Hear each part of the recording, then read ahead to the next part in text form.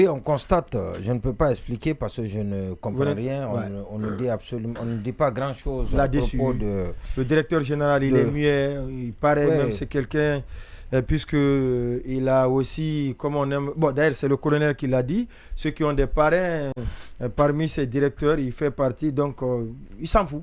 Quasiment. Moi, ce que je sais en tout cas, ce que je sais du directeur, il a des relations difficiles avec. Qui s'est retrouvé à un niveau de responsabilité inattendu. D'accord, je vous dis. Le directeur. Oui, le directeur. Non, peut-être là où il est, c'est qu'il ne fait pas, il ne travaille pas mieux, sinon c'est un cadre qui était... il cause beaucoup plus de dégâts là où il est que là où il était. Il faut le retourner là où il était. Ouais. Parce que nous, on a besoin de courant. Ça, c'est une réalité. S'il est compétent, il n'a qu'à nous ramener notre courant. Vous allez dire ça. Non, en attendant, c'est lui qui est là-bas. Vous allez dire ça au colonel. C'est lui qui est là-bas, Monument Sissi. Allez-y. C'est la population qui réclame le courant. Non, ce que je veux dire... Là, il Sékou Camara. Non. C'est de lui qu'il s'agit. Moi, mon problème, c'est ce qu'il est en train de faire à la tête de l'EDG. Et là-dessus, je n'ai pas grande visibilité. Et c'est de ça que je parle. Sinon, sa compétence, le fait qu'il ne soit pas un bon cadre, le débat ne se pose pas. Parce que là où il était, en tout cas, selon les dires, il était au grand projet.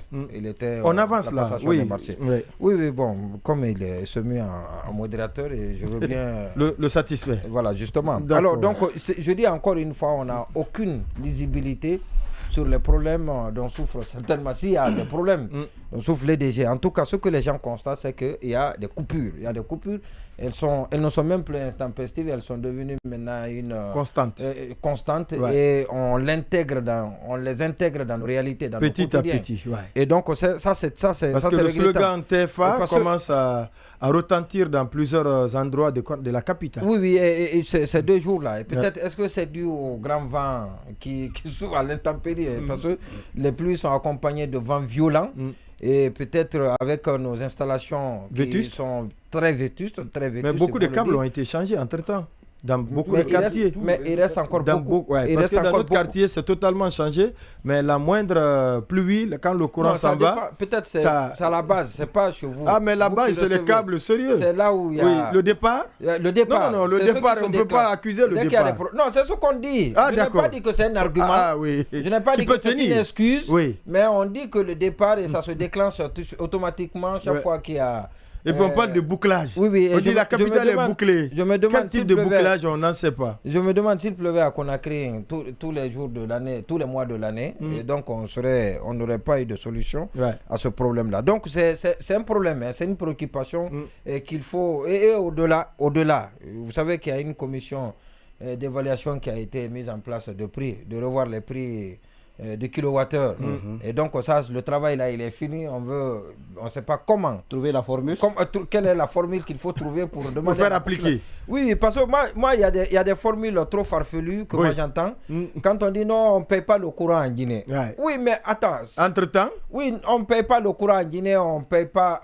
L'électricité n'est pas payée en Guinée.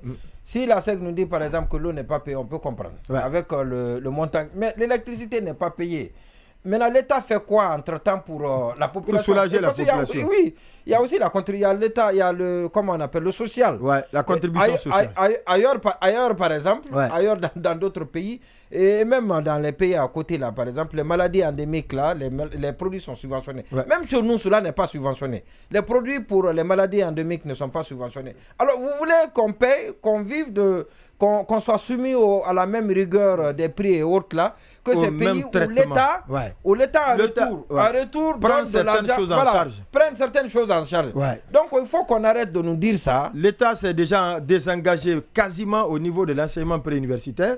Parce qu'il y a plus d'écoles privées aujourd'hui que d'écoles publiques. Absolument.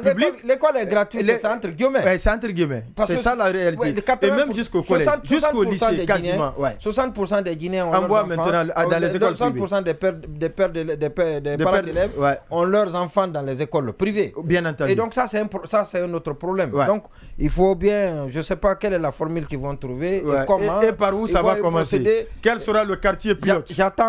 On attend ce jour-là. Le quartier pilote. Ça pourrait être oui, mais vous savez, sous Alpha Condé, ça avait commencé. Le quartier pilote, c'était Sandarvalia. Mais ça a pété tout d'un coup. Parce à Kaloum, par exemple, le recensement qui a été fait sur tout Kaloum, on nous dit qu'il y a moins de 1000 foyers abonnés qui payent le courant.